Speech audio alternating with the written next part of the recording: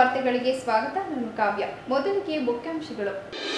ಜನನುರಾಗಿ ನಾಯಕ ಸಿಎಂ ಸಿದ್ದರಾಮಯ್ಯ ಅವರ ವಿರುದ್ಧ ರಾಜ್ಯಪಾಲರು ಪ್ರಾಸಿಕ್ಯೂಷನ್ಗೆ ಅನುಮತಿ ನೀಡಿರುವುದು ಖಂಡನೀಯ ಎಂದು ಸಂಸದ ಶ್ರೇಯಸ್ ಎಂ ಪಟೇಲ್ ಹೇಳಿಕೆ. ಸಿದ್ದರಾಮಯ್ಯ ವಿರುದ್ಧ ಪ್ರಾಸಿಕ್ಯೂಷನ್ಗೆ ಅನುಮತಿ ನೀಡಿರುವುದು ಪ್ರಜಾಪ್ರಭುತ್ವದ ಕಗ್ಗೊಲೆ. ಶಾಸಕ ಹಾಗೂ ಗೃಹ ಮಂಡಳಿ ಅಧ್ಯಕ್ಷ ಪಿಎಂ ಶಿವಲಿಂಗೇಗೌಡ ಹೇಳಿಕೆ. ವಿದ್ಯೆಯನ್ನು ಯಾರು ಕಸಿದುಕೊಳ್ಳಲು ಸಾಧ್ಯವಿಲ್ಲ, ಪೊಲೀಸ್ ವರಿಷ್ಠಾಧಿಕಾರಿ ಮೊಹಮ್ಮದ್ ಸುಚಿತಾ ಹೇಳಿಕೆ. ಮತ್ತು ರೈಲ್ವೆ ಹಳ್ಳಿ ಮೇಲೆ ಭೂಕುಸಿತ, ಸ್ಥಳಕ್ಕೆ ಸಂಸದ ಶ್ರೇಯಸ್ ಪಟೇಲ್ ಭೇಟಿ. ವಾರ್ತೆಗಳ ವಿವರ. ರಾಜ್ಯದ ಜನಪ್ರಿಯ ಮುಖ್ಯಮಂತ್ರಿ ಹಾಗೂ ಜಾಮೀನುರಾಗಿ ನಾಯಕ ಸಿಎಂ ಸಿದ್ದರಾಮಯ್ಯ ಅವರ ವಿರುದ್ಧ ರಾಜ್ಯಪಾಲರು ಪ್ರಾಸಿಕ್ಯೂಷನ್ಗೆ ಅನುಮತಿ ನೀಡಿರುವುದು ಖಂಡನೀಯ ಎಂದು ಸಂಸದ ಶ್ರೇಯಸ್ ಎಂ ಪಟೇಲ್ ಹೇಳಿದರು.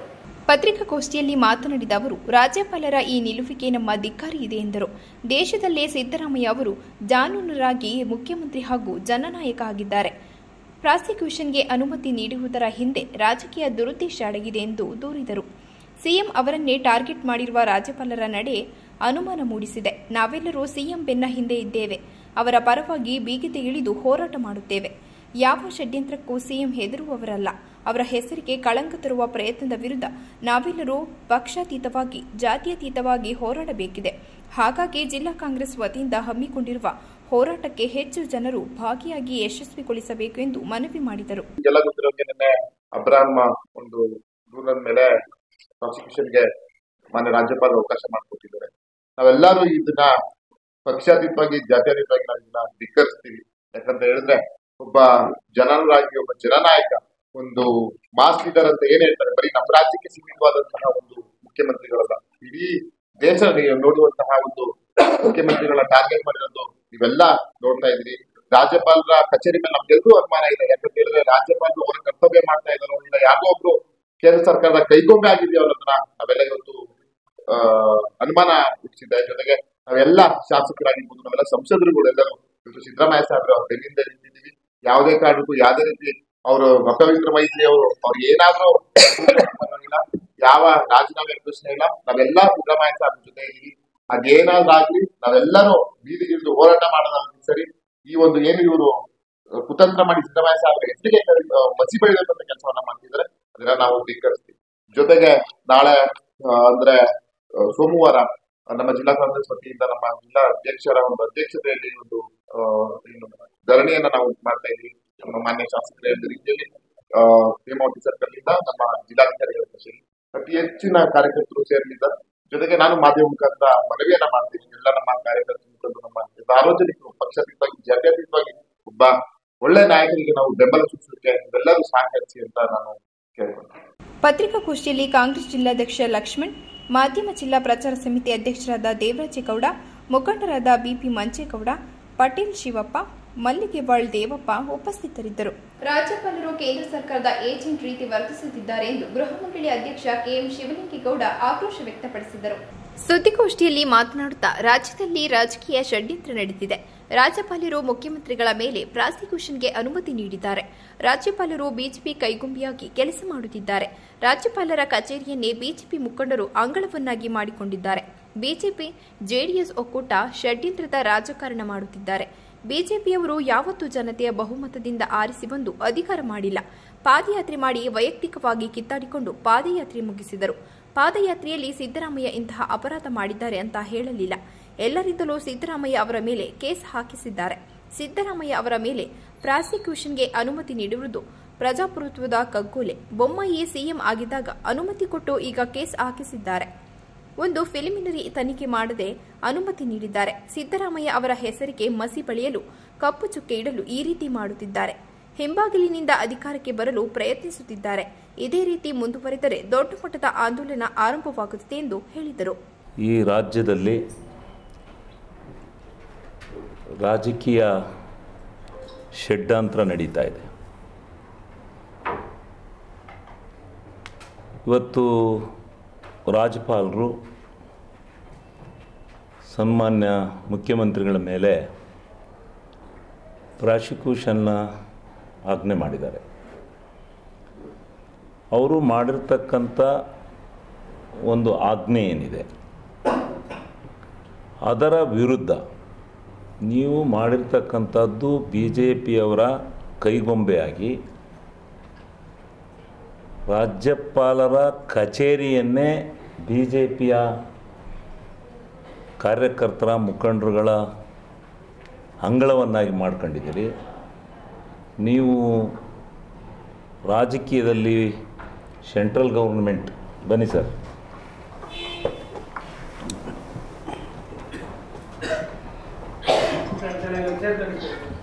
ಇನ್ನೊಂದು ಚೇರ್ ತರಿಸು.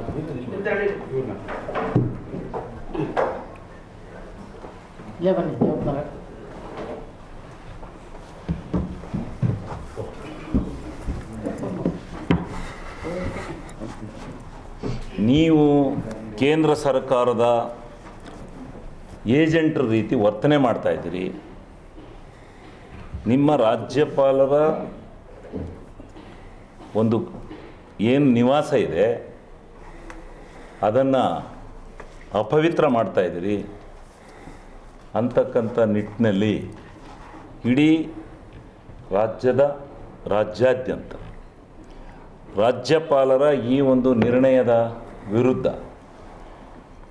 ಪ್ರತಿಭಟನೆಯನ್ನು ಮಾಡಬೇಕು ಅಂತಕ್ಕಂಥ ತೀರ್ಮಾನವನ್ನು ನಮ್ಮ ರಾಜ್ಯ ಕಾಂಗ್ರೆಸ್ಸಿನ ಅಧ್ಯಕ್ಷರಾದಂಥ DK ಶಿವಕುಮಾರ್ ಅವರು ತೆಗೆದುಕೊಂಡು ಪಕ್ಷದ ಎಲ್ಲ ಮುಖಂಡರುಗಳು ಸೇರಿ ಇವತ್ತು ಧೈರ್ಯವಾಗಿ ರಾಜ್ಯಪಾಲರ ಮತ್ತು BJP JDSನ ಒಕ್ಕೂಟದಿಂದ ಇವತ್ತೇನು ಒಂದು ಷಡ್ಯಂತ್ರದ ರಾಜಕಾರಣ ನಡೀತಾ ಇದೆ ಅದನ್ನು ಷಡ್ಯಂತ್ರದ ರಾಜಕಾರಣ, ಷಡ್ಯಂತ್ರ ಅಂದರೆ ಏನು ತಪ್ಪಾಗಲ್ಲ, ಅವ್ರ ರಾಜಕಾರಣನೇ ಹಂಗಿದೆ. ಎಲ್ಲರೂ ಧೈರ್ಯ ಇಲ್ಲದೆ ಇರೋರು ಮಾಡೋವಂಥ ರಾಜಕಾರಣ ಇದು. ಧೈರ್ಯ ಇರೋರು ಡೈರೆಕ್ಟಾಗಿ ಫೇಸಿಗೆ ಬರ್ತಾರೆ, ಧೈರ್ಯ ಇಲ್ಲದೆ ಇರೋರು ಇಂಡೈರೆಕ್ಟಾಗಿ ಹೋಗ್ತಾರೆ. ಹಾಗೆ ಮಾಡ್ತಾಯಿದ್ದಾರೆ. ಅದಕ್ಕೆ BJPಯವರ ಇತಿಹಾಸ ಇದೆಯಲ್ಲ, ಅವ್ರು ಯಾವತ್ತೂ ಈ ರಾಜ್ಯದಲ್ಲಿ ಜನತೆಯ ಬಹುಮತದಿಂದ ಆರಿಸಿ ಬಂದು ಅಧಿಕಾರವನ್ನು ಮಾಡಿದಂಥವ್ರಲ್ಲ. ಯಡಿಯೂರಪ್ಪನವ್ರು ಮುಖ್ಯಮಂತ್ರಿ ಆಗಿದ್ದರು. ಆವಾಗಲೂ ಸತ್ಯ ಎಷ್ಟು ಜನ ಶಾಸಕರನ್ನ ರಾಜೀನಾಮೆ ಕೊಡಿಸಿ ಅಲ್ಲಿಂದ ಬಂದರು. ಅದಾದ ಮೇಲೆ ಮತ್ತೆ ಪುನಃ ಬೊಮ್ಮಾಯಿಯವರ ಸರ್ಕಾರ ಯಾವ ರೀತಿ ಬಂತು, ಯಡಿಯೂರಪ್ಪನವ್ರು 2ನೇ ಸಾರಿ ಯಾವ ರೀತಿ ಮುಖ್ಯಮಂತ್ರಿ ಆದರು, ಇದೆಲ್ಲ ಗೊತ್ತಿರ್ತಕ್ಕಂಥ ವಿಚಾರ. ಅವ್ರು ಯಾವತ್ತೂ ಡೈರೆಕ್ಟಾಗಿ ಜನಗಳಿಂದ ಆದೇಶ ತಗೊಂಡು ಬಂದಿಲ್ಲ. ಈ ಸಾರಿನೂ ಎಲ್ಲೋ ಒಂದು ಕಡೆ BJP ಮತ್ತು JDS ಒಂದಾಗಿ ಈ ರಾಜ್ಯದ ರಾಜಕಾರಣದ ಅಸ್ಥಿರತೆಯನ್ನು ಮಾಡಲಿಕ್ಕೆ ಹೊರಟಿದ್ದಾರೆ ಅಂತಕ್ಕಂಥ ಭಾವನೆ ಈ ರಾಜ್ಯದ ಜನಗೆ ಬರೋವಂಥ ರೀತಿಯಲ್ಲಿ ನಡ್ಕೋತಾ ಇದ್ದಾರೆ. ಇವರು ಪಾದಯಾತ್ರೆ ಮಾಡಿದರು.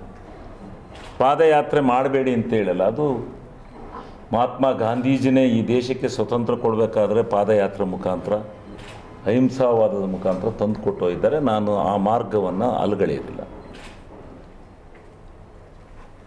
ಇವರು ಏನು ಮಾಡಿದರು, ಇಲ್ಲಿಂದ ಅಲ್ಲಿವರೆಗೂ ನಡ್ಕೊಂಡೋಗಿ 150 ಚಿಲ್ಲರೆ ಕಿಲೋಮೀಟ್ರ ಬರೀ ವೈಯಕ್ತಿಕವಾದಂಥ ದ್ವೇಷಗಳ ಕಿತ್ತಾಟದ ಮಧ್ಯದಲ್ಲಿ ಅದು ಮುಗ್ದೇ ಹೋಯ್ತು ಹೊರತು ಒಂದೇ ಒಂದು ದಿವಸ ಯಾವ 14 ಸೈಟ್ಗಳ ಮೂಢ ಹಗರಣವನ್ನು ತೆಗೆದುಕೊಂಡು ಇವರು ಹೋಗಿದ್ದರು ಅದ್ರ ಬಗ್ಗೆ ಎಲ್ಲೂ ಒಂದಿನ ಚರ್ಚೆ ಆಗಲಿಲ್ಲ.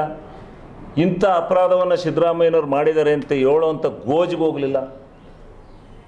ಅವರ ಸಮಾವೇಶದಲ್ಲೂ ಕೂಡ ಅದ್ರ ಬಗ್ಗೆ ಪ್ರಸ್ತಾಪ ಇಲ್ಲ.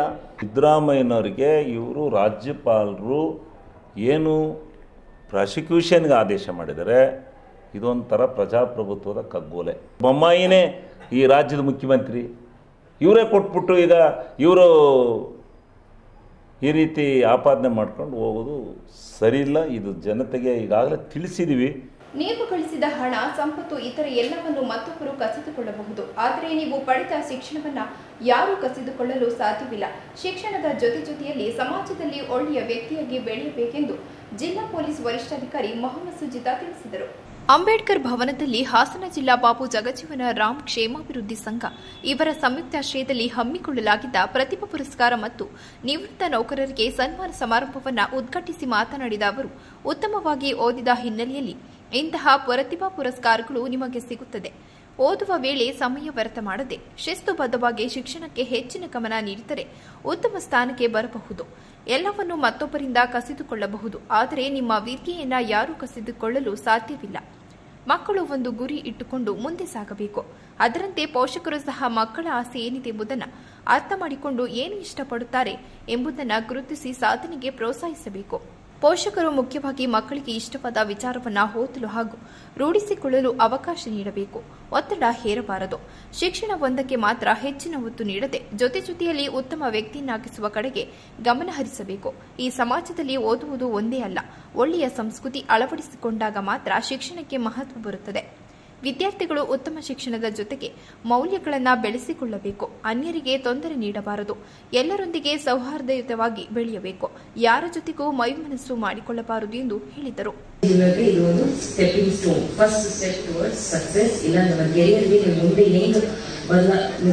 ಬೆಳವಣಿಗೆ ಮಾಡಬೇಕು ಅಂತ ಅನ್ಕೊಂಡಿದ್ದು ಅದಕ್ಕಿಂತ ಫಸ್ಟ್ ನಾನು ಯಾಕೆ ಹೇಳ್ತಾ ಇದ್ದೇನೆ ಅಂತಂದ್ರೆ, ನನ್ನ ಪರ್ಸನಲ್ ಎಕ್ಸಾಂಪಲ್ ತಗೊಂಡ್ರೆ ನಾನು 10ನೇ ಕ್ಲಾಸ್ ಅಷ್ಟೊಂದು ಓದ್ತಾ ಇರಲಿಲ್ಲ.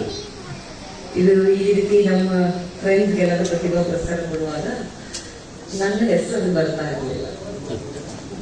ನಮ್ಗೆ ಮತ್ತೆ ಬರ್ತಾ ಇರೋರಿಗೆ ನಾವು ಬಟ್ ಆಸೆ ಇತ್ತು ತಗೋಬೇಕು ಅಂತ, ಬಟ್ ಅಷ್ಟೊಂದು ಓದ್ತಾ ಇಲ್ಲ, ಸ್ವಲ್ಪ ಆಟ ಆಡ್ಕೊಂಡು ಇದ್ವಿ.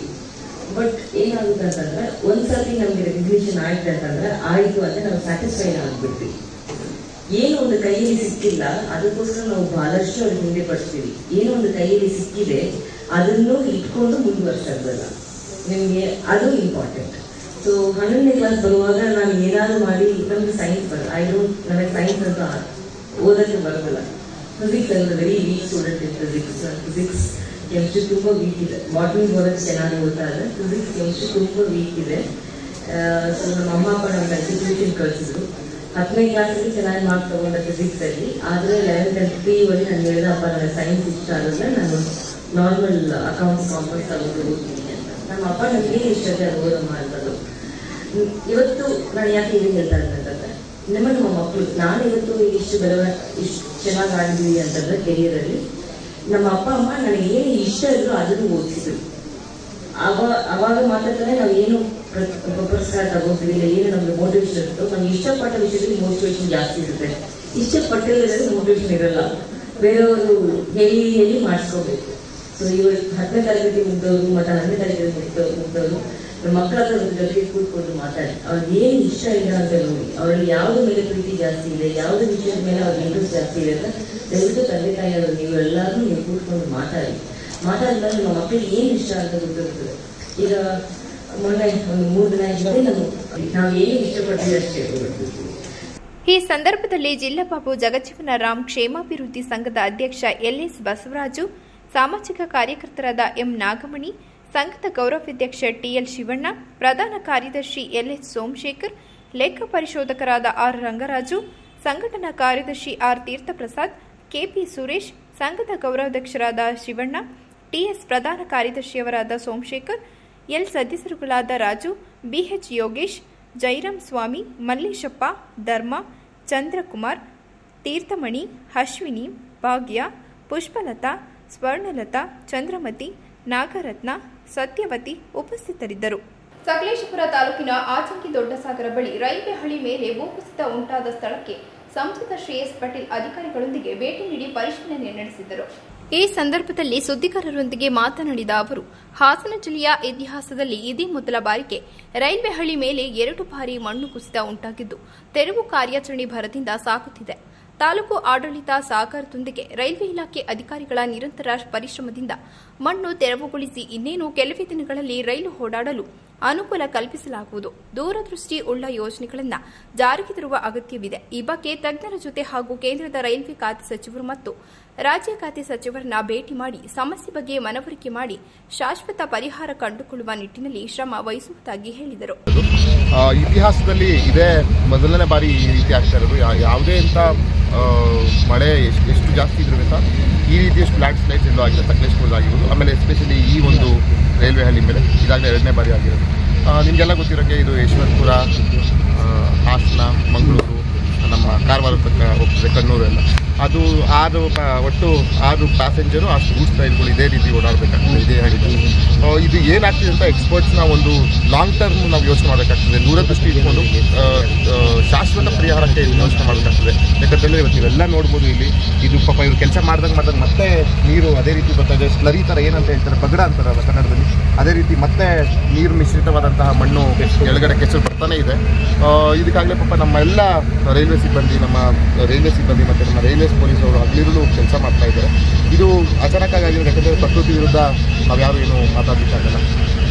ಇದು ಏನಂತ ಹೇಳ್ತಾರೆ, ಪ್ರಕೃತಿ ವಿಕೋಪಕ್ಕೆ ಸೇರಬೇಕಂತ ನಾವೆಲ್ಲ ಒತ್ತಾಯಿಸ್ತೀವಿ. ಯಾಕಂತ ಹೇಳಿದ್ರೆ ಇದು ಎಷ್ಟೋ ಜನ ಕೆಲಸಕ್ಕೆ ಅಪ್ ಆ್ಯಂಡ್ ಡೌನ್ ಮಾಡ್ತಾರೆ. ನಮ್ಮ ಹಾಸನದಿಂದ ಮಂಗಳೂರು ತನಕ ಹೋಗೋರು ಇರ್ತಾರೆ. ಮತ್ತು ಗೂಡ್ಸ್ ಸಮಸ್ಯೆ ಇರ್ತದೆ. ಯಾಕಂದರೆ ದಿನನಿತ್ಯ ಉಪಯೋಗಿಸುವ ಎಷ್ಟೋ ಏನಂತ ಹೇಳ್ತಾರಲ್ಲ, ನಮ್ಮ ಸಾಮಾನುಗಳು ಅದೆಲ್ಲದಕ್ಕೂ ತಡ ಆಗ್ತಿದೆ.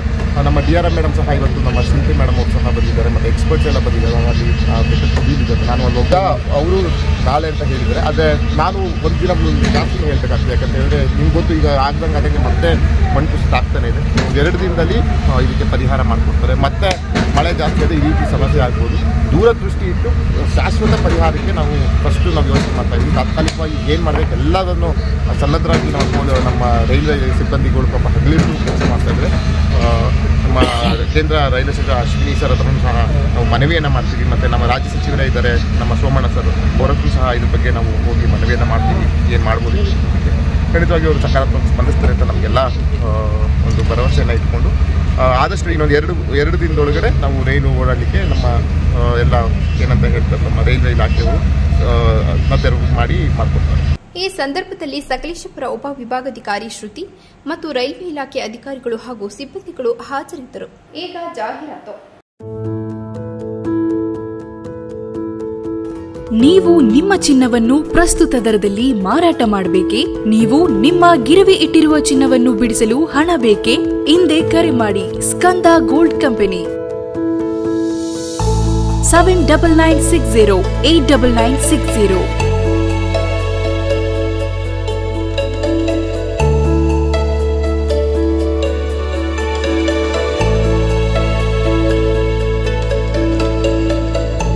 ನೀವು ಗಿರವಿ ಇಟ್ಟಿರುವ ಚಿನ್ನಾಭರಣಗಳನ್ನು ಬಿಡಿಸಿ ಇಂದಿನ ಮಾರುಕಟ್ಟೆ ಬೆಲೆಗೆ ಕೊಂಡುಕೊಳ್ಳುತ್ತಾರೆ ಹಾಗೂ ನಿಮ್ಮಲ್ಲಿರುವ ಹಳೆಯ ಚಿನ್ನವನ್ನು ಪ್ರಸ್ತುತ ಆನ್ಲೈನ್ ದರದಲ್ಲಿ ಕೊಂಡುಕೊಳ್ಳುತ್ತಾರೆ. ಸ್ಕಂದ ಗೋಲ್ಡ್ ಕಂಪನಿ ಕರ್ನಾಟಕದಾದ್ಯಂತ ನಮ್ಮ ಶಾಖೆಗಳು ತೆರೆದಿರುತ್ತದೆ. Skanda gold company city bus stand ಹತ್ತಿರ, AVK ಕಾಲೇಜ್ ರಸ್ತೆ, ಇಂಡಿಯನ್ ಬ್ಯಾಂಕ್ ಪಕ್ಕ, ಹಾಸನ. ಹಿಂದೆ ಕರೆ ಮಾಡಿ 7996089960. Bhima Shubha Varamahalakshmi Festival from 2nd to 18th August. On silver, save up to rupees 2,500 per kg and get an additional cashback of rupees 2,500 per kg. On diamond, get flat rupees 7,000 off per carat plus 1 gram free gold coin with every carat. You can also get up to 10% off on gold rate. So what are you waiting for? Available at all Bhima Jewelers showrooms. TNC apply. Day home furniture and interior, ಹಾಸನದ ಅತಿ ದೊಡ್ಡ furniture showroom.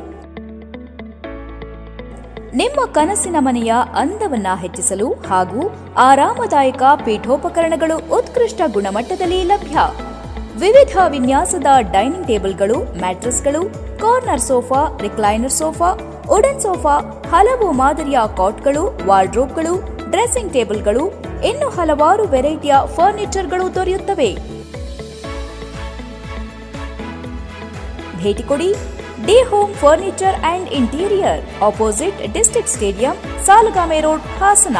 Phone numbers 8156989111, 9562955026 ಮತ್ತು 9633152552.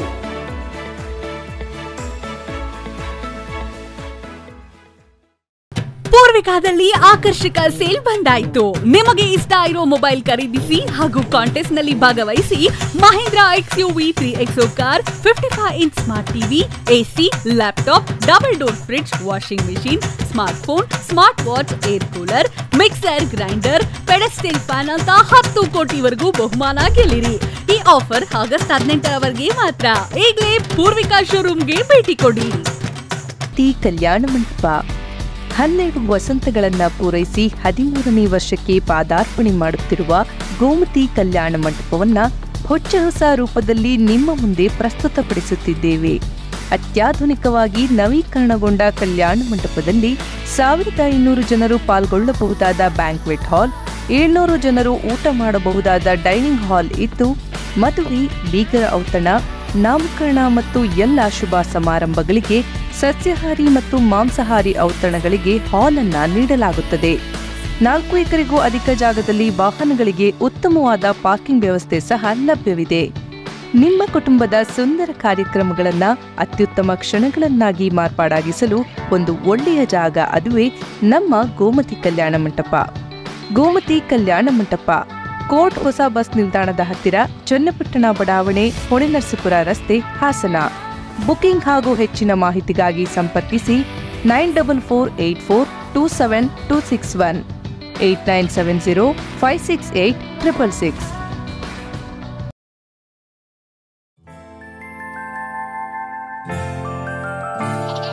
ನಗುವಿರಲಿ ಮನೆಯಲ್ಲಿ, ಮಗುವಿರಲಿ ಮಡಿಲಲ್ಲಿ, ತುಂಬಿರಲಿ ಸಂತಸ ಎಲ್ಲೆಲ್ಲೂ, ಹರಡುತ್ತಿದೆ ಸಂತಸ ಮನೆ ಮನೆಯಲ್ಲಿ ಸಂತಸವಿರಲಿ ಮನೆಯಲ್ಲಿ, ಮಗುವಿರಲಿ ಮಡಿಲಲ್ಲಿ, ತುಂಬಿರಲಿ ಸಂತಸ ಎಲ್ಲೆಲ್ಲೂ ಸಂತಸ. ಸಂತಸ IVF ಮತ್ತು ಎಂಡು ಸರ್ಜರಿ ಸೆಂಟರ್, ಹಾಸನ ಮತ್ತು ಮೈಸೂರು.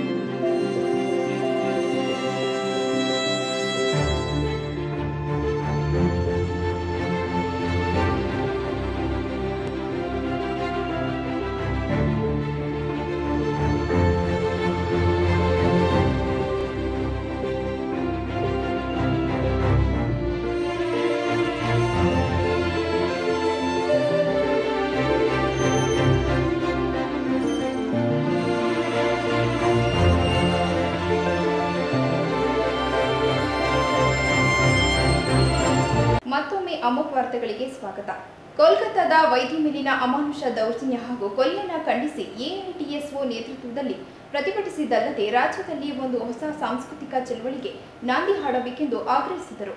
ಪ್ರತಿಭಟನೆಯಲ್ಲಿ ಎಐಡಿಎಸ್ಒ ವಿದ್ಯಾರ್ಥಿ ಸಂಘಟನೆಯ ಸಹ ಸಂಚಾಲಕಿ ಚೈತ್ರ ಮಾತನಾಡಿ, ನಾಗರಿಕ ಸಮಾಜವು ತಲೆ ತಗ್ಗಿಸುವಂತೆ ಮಾಡಿರುವ ಈ ಅತ್ಯಾಚಾರದ ಮಾರಿಯು ತೀವ್ರವಾಗಿ ಎಲ್ಲೆಡೆ ಹಬ್ಬುತ್ತಿದೆ. ಈ ಮಾರಿಯ ಮೂಲ ಅಡಗಿರುವುದು ಇಂದಿನ ಸಾಂಸ್ಕೃತಿಕ ಅಧಪತನದಲ್ಲಿ. ಕಲ್ಕತ್ತಾದ ವೈದ್ಯೆಯ ಮೇಲಿನ ಅತ್ಯಾಚಾರ ಮತ್ತು ಕೊಲೆಯ ವಿರುದ್ಧ ಈಗಾಗಲೇ ಜನರು ಬೀದಿಗಿಳಿದಿದ್ದಾರೆ. ಈ ಘಟನೆಯ ವಿರುದ್ಧ ನಡೆಯುತ್ತಿರುವ ಪ್ರತಿಭಟನೆಯ ದಿಕ್ಕು ತಪ್ಪಿಸುವ ಹೀನ ಪ್ರಯತ್ನವನ್ನು ಪಟ್ಟಭದ್ರರು ನಡೆಸುತ್ತಿದ್ದಾರೆ. ಆದರೆ ಸರಿಯಾದ ದಾರಿಯಲ್ಲಿ ಮುನ್ನಡೆದು ಸಂಘಟಿತ ಹೋರಾಟವನ್ನು ಮಾಡಿದರೆ ಮಾತ್ರ ಪರಿಹಾರ ಸಾಧ್ಯ. ಇಂದು ಎಲ್ಲೆಡೆ ವ್ಯಾಪಕವಾಗಿ ಹರಿದಾಡುತ್ತಿರುವ ಅಶ್ಲೀಲ ಸಿನಿಮಾ, ಸಾಹಿತ್ಯ ಮತ್ತು ಫೋನ್ ವೆಬ್ಸೈಟ್ಗಳು ಸಮಾಜದ ಸ್ವಾಸ್ಥ್ಯವನ್ನು ಹಾಳುಗೆಡವಿ ಸಾಂಸ್ಕೃತಿಕ ಅಧಪತನಕ್ಕೆ ಕಾರಣವಾಗಿವೆ. ಸಾಂಸ್ಕೃತಿಕ ಅಧಪತನದ ಮಹಾಮಾರಿಯ ವಿರುದ್ಧ ಸಮರ ಸಾರಿ ನೇತಾಜಿ ಭಗತ್ ಸಿಂಗ್ರಂತಹ ಸ್ವಾತಂತ್ರ್ಯ ಸಂಗ್ರಾಮದ ಕ್ರಾಂತಿಕಾರಿಗಳು ಹಾಗೂ ನವೋದಯದ ಹರಿಕಾರರ ಉನ್ನತ ಚಿಂತನೆಗಳನ್ನು ಎಲ್ಲೆಡೆ ಸಾರುವ ಐತಿಹಾಸಿಕ ಜವಾಬ್ದಾರಿಯು ವಿದ್ಯಾರ್ಥಿ ಸಮೂಹದ ಮೇಲಿದೆ ಎಂದು ಹೇಳಿದರು. ಇವತ್ತೇನು ನಾವು ದೇಶದಾದ್ಯಂತ ಗಮನಿಸ್ತಾ ಇದ್ದೀವಿ, ಒಂದು ದೊಡ್ಡ ವಿದ್ಯಾರ್ಥಿ ಯುವಜನರ ಪ್ರತಿಭಟನೆ ಭುಗಿಲೇಳ್ತಾ ಇದೆ. ಸೊ ಇದಕ್ಕೆ ಮುಖ್ಯ ಕಾರಣ ಅಂತ ಹೇಳಿದ್ರೆ, ಇತ್ತೀಚೆಗೆ ಕಲ್ಕತ್ತಾದಲ್ಲಿ ಒಬ್ಬ ಕರ್ತವ್ಯ ನಿರತ ವೈದ್ಯ ಮೇಲೆ ಏನೋ ಒಂದು ಅತಿ ಅಮಾನುಷವಾಗಿ ಒಂದು ಅತ್ಯಾಚಾರ ಆಗಿ ಕೊಲೆ ಆಯ್ತು. ಇದರ ವಿರುದ್ಧ ಧ್ವನಿ ಎತ್ತುತ್ತಾ ಇವತ್ತು ದೇಶದಾದ್ಯಂತ ವಿದ್ಯಾರ್ಥಿ ಯುವಜನರು ಭುಗಿಲೆದ್ದಿದ್ದಾರೆ. ಇಲ್ಲಿ ಎಐಡಿಎಸ್ಒ ವಿದ್ಯಾರ್ಥಿ ಸಂಘಟನೆ ಆ ಎಲ್ಲ ಹೋರಾಟಗಳಿಗೆ ಇವತ್ತು ಬೆಂಬಲ ಕೊಡ್ತಾ ಇವತ್ತು ನಾವು ಕೂಡ ಹಾಸನದಲ್ಲಿ ಹೋರಾಟ ಮಾಡ್ತಾ ಇದೀವಿ. ಸೊ ಇಲ್ಲಿ ಉದ್ದೇಶ ಏನಂತ ಹೇಳಿದ್ರೆ, ಆ ಒಂದು ಕೊಲೆ ಮತ್ತೆ ಅತ್ಯಾಚಾರ ಏನಾಗಿದೆ ಅದನ್ನು ವಿರೋಧಿಸ್ತಾ, ಹಾಗೇನೆ ಸ್ನೇಹಿತರೆ ನಾವು ಗಮನಿಸಿದ್ರೆ ಇಡೀ ದೇಶದಾದ್ಯಂತ ಇತ್ತೀಚೆಗೆ ಬಹಳಷ್ಟು ಈ ತರ ಘಟನೆಗಳನ್ನ ನಾವು ನೋಡ್ತಾ ಇದೀವಿ. ಮೊನ್ನೆ ಆಂಧ್ರ ಪ್ರದೇಶದಲ್ಲಿ ಒಬ್ಬ 9ನೇ ಕ್ಲಾಸ್ ನ ವಿದ್ಯಾರ್ಥಿ 3 ವರ್ಷದ ಒಬ್ಬ ಹೆಣ್ಣು ಮಗಳ ಮೇಲೆ ಅತ್ಯಾಚಾರ ಮಾಡಕ್ ಹೊರಟಿದ್ದಾನೆ. ಇಲ್ಲಿ ಸ್ನೇಹಿತರೆ ಇನ್ನೊಂದು ಕಡೆ ಮಹಾರಾಷ್ಟ್ರದಲ್ಲಿ ಒಬ್ಬ ವಿದ್ಯಾರ್ಥಿ ರಾತ್ರಿ ಎಲ್ಲ ಪೋರ್ನ್ ವಿಡಿಯೋಸ್ ಗಳನ್ನ ನೋಡಿ, ಸೊ ಇವತ್ತು ಬ್ಲೂ ಫಿಲ್ಮ್ಸ್ ಅದೇ ರೀತಿ ಹಲವಾರು ಕೆಟ್ಟ ವಿಡಿಯೋಸ್ ಗಳನ್ನ ನೋಡಿ ಬೆಳಿಗ್ಗೆ ತನ್ನ ತಾಯಿ ಮೇಲೆ ಅತ್ಯಾಚಾರ ಮಾಡಕ್ ಹೊರಟಿದ್ದಾನೆ. ಇದು ನಾವ್ ಯಾವ ಸಂಸ್ಕೃತಿ ಅಂತ ಹೇಳಿ ಕರಿತೀವಿ ಅಂತ ನಾವು ಪ್ರಶ್ನೆ ಮಾಡುವಂತ ಪರಿಸ್ಥಿತಿಯಲ್ಲಿ ನಾವಿದೀವಿ ಸ್ನೇಹಿತರೆ. ಇಲ್ಲಿ ಐಡಿಎಸ್ ವಿದ್ಯಾರ್ಥಿ ಸಂಘಟನೆ ಒಕ್ಕೊರಲಿನ ಆಗ್ರಹ ಏನಂತ ಹೇಳಿದ್ರೆ, ಈ ಎಲ್ಲಾ ಘಟನೆಗಳಿಗೂ ಕಾರಣ ಏನು, ಇದಕ್ ಮೂಲ ಕಾರಣ ಏನು ಅಂತ ನಾವು ನೋಡಿದ್ರೆ ಅಲ್ಲಿ ನಮಗೆ ಸಿಗೋದು ಇವತ್ತು ಪ್ರತಿದಿನ ಹೆಚ್ಚುತ್ತಾ ಇರುವಂತ ಸಾಂಸ್ಕೃತಿಕ ಅಧಪತನ, ಒಂದು ಕಲ್ಚರಲ್ ಡಿಜನರೇಷನ್ ಏನಾಗ್ತಾ ಇದೆ. ಈ ಒಂದು ಕಾರಣದಿಂದನೇ ಇಷ್ಟರ ಮಟ್ಟಿಗೆ ಈ ಘಟನೆಗಳು ಹೆಚ್ಚಾಗ್ತಿರೋ ಕಾರಣ. ಹಾಗಾಗಿ ಇಲ್ಲಿ ಇವತ್ತು ನಮ್ಮ ಡಿಮ್ಯಾಂಡು ರಾಜ್ಯದಾದ್ಯಂತ ಒಂದು ಹೊಸ ಸಾಂಸ್ಕೃತಿಕ ಚಳುವಳಿಗೆ ಇವತ್ತು ರಾಜ್ಯದ ಎಲ್ಲಾ ಮೆಡಿಕಲ್, ಇಂಜಿನಿಯರಿಂಗ್ ಪದವಿ ವಿದ್ಯಾರ್ಥಿಗಳು ಮುಂದೆ ಹೋಗ್ಬೇಕಿರುವಂತ ಅವಶ್ಯಕತೆ ಇದೆ. ಜೊತೆಗೆ ಏನು ಪೋರ್ನೋಗ್ರಫಿ ಹಾಗೆ ಒಂದು ಅಶ್ಲೀಲ ಸಿನಿಮಾ ಸಾಹಿತ್ಯಗಳಿದಾವೆ, ಇವುಗಳನ್ನ ಬ್ಯಾನ್ ಮಾಡಿ, ಇವತ್ತು ಪೋರ್ನ್ ವೆಬ್ಸೈಟ್ ಗಳನ್ನ ಬ್ಯಾನ್ ಮಾಡಿ, ಅವು ವಿದ್ಯಾರ್ಥಿ ಯುವಜನರ ಮುಂದೆ ನೀವ್ ಯಾಕೆ ತೆರೆದಿಟ್ಟಿದ್ದೀರಾ?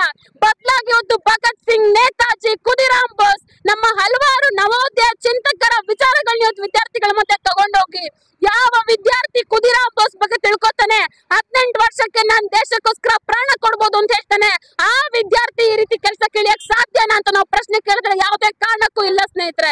ಹಾಗಾಗಿ ಇವತ್ತು ನವೋದಯ ಚಿಂತಕರ ವಿಚಾರಗಳು ವಿದ್ಯಾರ್ಥಿಗಳ ಮನಸ್ಸಲ್ಲಿ ಹೋಗ್ಬೇಕು. ಭಗತ್ ಸಿಂಗ್, ನೇತಾಜಿ ಐಡಿಯಾಸ್ ಗಳು ವಿದ್ಯಾರ್ಥಿಗಳ ಮನಸ್ಸಲ್ಲಿ ಹೋಗ್ಬೇಕು. ಇವತ್ತು ನೇತಾಜಿ ತನ್ನ ಮಗಳನ್ನ, ತನ್ನ ಸ್ವಂತ ಮಗಳನ್ನ ನೋಡಕ್ಕಾಗಿದ್ದು ಕೇವಲ ಕೆಲವೇ ದಿನಗಳು, ತನ್ನ ಹೆಂಡತಿ ನೋಡಕ್ಕಾಗಿದ್ದು ಕೆಲವೇ ದಿನಗಳು. ಅಂತ ಒಂದು ಗ್ರೇಟ್ ಐಡಿಯಾಸ್ ದೇಶಕ್ಕೋಸ್ಕರ ತ್ಯಾಗ ಮಾಡೋ ಮನೋಭಾವ, ಹೋರಾಡೋ ಮನೋಭಾವ ಇವತ್ತು ವಿದ್ಯಾರ್ಥಿಗಳಲ್ಲಿ ಇದೆಯಾ? ಅಂತ ಕೆಲಸಗಳನ್ನ ನಾವು ಮಾಡಕ್ ಹೊರಟ್ರೆ ಮಾತ್ರ ಇವತ್ತು ವಿದ್ಯಾರ್ಥಿ ಯುವಕರಲ್ಲಿ ಒಂದು ಮೌಲ್ಯ ಅನ್ನೋದು, ಸಂಸ್ಕೃತಿ ಅನ್ನೋದು ಉಳಿಯಕ್ ಸಾಧ್ಯ ಅಂತ ಹೇಳ್ತಾ ಇವತ್ತು ಎಲ್ಲಾ ವಿದ್ಯಾರ್ಥಿಗಳು ಈ ಕಲ್ಚರಲ್ ರೆವಲ್ಯೂಷನ್ಗೆ, ಸಾಂಸ್ಕೃತಿಕ ಚಳುವಳಿಗೆ ಮುಂದಾಗಬೇಕು. ಹಾಗೇನೆ ಪೋರ್ನ್ ವಿಡಿಯೋಸ್ ಗಳನ್ನ ಹಾಗೆ ಅಶ್ಲೀಲ ಸಿನಿಮಾ ಸಾಹಿತ್ಯಗಳನ್ನ ಬ್ಯಾನ್ ಮಾಡ್ಬೇಕು ಅಂತ ಹೇಳಿ ಎಐಡಿಎಸ್ ವಿದ್ಯಾರ್ಥಿ ಸಂಘಟನೆ ಡಿಮ್ಯಾಂಡ್ ಎತ್ತುತ್ತಾ ಇದೆ. ಪ್ರತಿಭಟನೆಯಲ್ಲಿ ಎಐಡಿಎಸ್ಒ ವಿದ್ಯಾರ್ಥಿ ಸಂಘಟನೆಯ ಕಾರ್ಯಕರ್ತರು ಪುರುಷೋತ್ತಮ್, ಧನುಶ್ರೀ, ಮಮತಾ, ಗಾಯತ್ರಿ, ಚೇತನ ಜೊತೆಗೆ ಪ್ರಜ್ವಲ್, ಮದನ್, ಪೂಜಾ, ತರುಣ್, ದೀಪಿಕಾ, ಉಷಾ, ಸುಷ್ಮಾ, ಶ್ಯಾಮಲಾ, ವಿವಿಧ ಕಾಲೇಜಿನ ವಿದ್ಯಾರ್ಥಿಗಳು ಭಾಗವಹಿಸಿದ್ದರು. ಮುಖ್ಯಮಂತ್ರಿ ಸಿದ್ದರಾಮಯ್ಯನವರ ಮೇಲೆ ಕೇಂದ್ರದ ಎನ್ಡಿಎ ಸರ್ಕಾರದ ಒತ್ತಡಕ್ಕೆ ಮಣಿದು ರಾಜ್ಯಪಾಲರು ಸಂಬಂಧಪಡದೇ ಇರುವ 3 ಪ್ರಕರಣದಲ್ಲಿ ತನಿಖೆಯನ್ನ ನಡೆಸಲಿಕ್ಕೆ ಅನುಮತಿ ಕೊಟ್ಟಿರುವುದು ಅಕ್ಷಮ್ಯ ಅಪರಾಧ ಎಂದು ಕಾಂಗ್ರೆಸ್ ಮುಖಂಡ ಶ್ರೀಧರ್ ಗೌಡ ತಿಳಿಸಿದರು.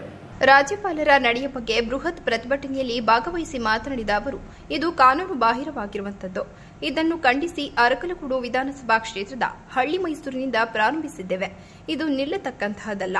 ಪ್ರತಿದಿನ ಪ್ರತಿ ಹೋಬಳಿಯಲ್ಲೂ ನಡೆಯುವ ಪ್ರತಿಭಟನೆ. ಜೊತೆಗೆ ನಾವು ಇವತ್ತು ಎಚ್ಚರಿಕೆಯನ್ನ ಕೊಡುತ್ತಿದ್ದೇವೆ. ಈ ನೆಲದ ಕಾನೂನಿಗೆ ಗೌರವ ಕೊಡದೆ ಬಿಜೆಪಿ ಕೈಗೊಂಬೆಯಾಗಿರುವ ರಾಜ್ಯಪಾಲರು ರಾಜೀನಾಮೆ ಕೊಡುವವರೆಗೂ ಪ್ರತಿಭಟನೆ ನಡೆಸುತ್ತೇವೆ ಎಂದು ಹೇಳಿದರು.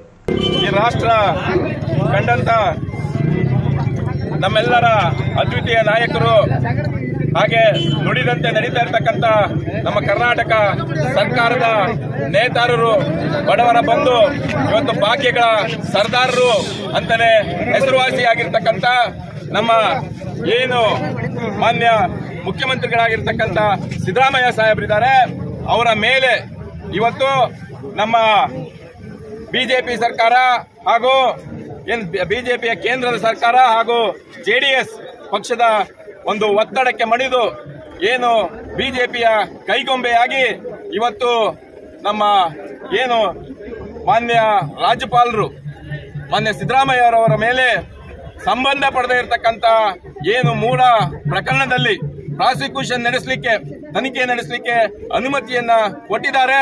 ಇದು ಕಾನೂನು ಬಾಹಿರವಾಗಿರ್ತಕ್ಕಂಥದ್ದು. ಇದನ್ನ ಖಂಡಿಸಿ ಇವತ್ತು ನಮ್ಮ ಅರಕಲಗೂಡು ವಿಧಾನಸಭಾ ಕ್ಷೇತ್ರದ ಹಳ್ಳಿ ಮೈಸೂರಿನಿಂದ ಇವತ್ತು ನಾವು ಪ್ರತಿಭಟನೆಯನ್ನ ಪ್ರಾರಂಭ ಮಾಡಿದ್ದೀವಿ. ಇದು ನಿಲ್ತಕ್ಕಂಥದ್ದಲ್ಲ. ಪ್ರತಿ ದಿನ ಕೂಡ ಪ್ರತಿ ಹೋಬಳಿನಲ್ಲಿ, ಹಳ್ಳಿನಲ್ಲೂ ಕೂಡ ನಡೀತಕ್ಕಂತಹ ಒಂದು ಪ್ರತಿಭಟನೆ. ಜೊತೆಗೆ ಇವತ್ತು ನಾವು ಎಚ್ಚರಿಕೆಯನ್ನ ಕೊಡ್ತಾ ಇದ್ದೀವಿ. ಕೂಡಲೇ ನಮ್ಮ ಏನು ಬಿಜೆಪಿ ಸರ್ಕಾರದ ಇವತ್ತು ಕೈಗೊಂಬೆಯಾಗಿ ಈ ನೆಲದ ಕಾನೂನಿಗೆ ಗೌರವವನ್ನ ಕೊಡದೆ ಸಿದ್ದರಾಮಯ್ಯವರ ವಿರುದ್ಧ ಷಡ್ಯಂತ್ರವನ್ನ ಮಾಡ್ತಾ ಇರ್ತಕ್ಕಂಥವ್ರಿಗೆ ಪ್ರೋತ್ಸಾಹವನ್ನ ಕೊಡ್ತಾ ಇದ್ದಾರೆ ರಾಜ್ಯಪಾಲರು. ಅವರು ಕೂಡಲೇ ರಾಜೀನಾಮೆಯನ್ನ ಕೊಡಲೇಬೇಕು.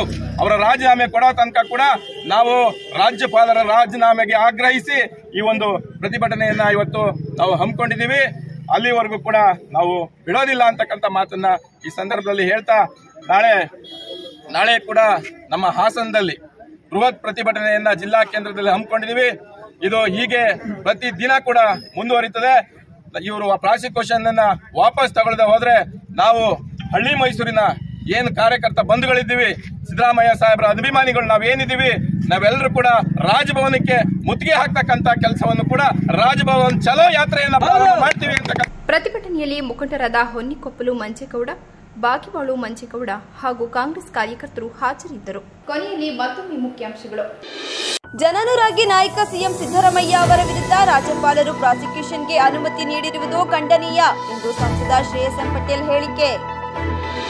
ಸಿದ್ದರಾಮಯ್ಯ ವಿರುದ್ಧ ಪ್ರಾಸಿಕ್ಯೂಷನ್ಗೆ ಅನುಮತಿ ನೀಡಿರುವುದು ಪ್ರಜಾಪ್ರಭುತ್ವದ ಕಗ್ಗೊಲೆ, ಶಾಸಕ ಹಾಗೂ ಗೃಹ ಮಂಡಳಿ ಅಧ್ಯಕ್ಷ ಪಿಎಂ ಶಿವಲಿಂಗೇಗೌಡ ಹೇಳಿಕೆ.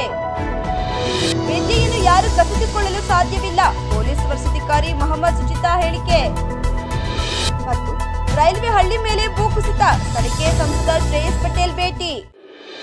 ಮುಂದಿನ ವಾರ್ತಾ ಸಂಚಿಕೆಯೊಂದಿಗೆ ಭೇಟಿಯಾಗೋಣ. ವಂದನೆಗಳು.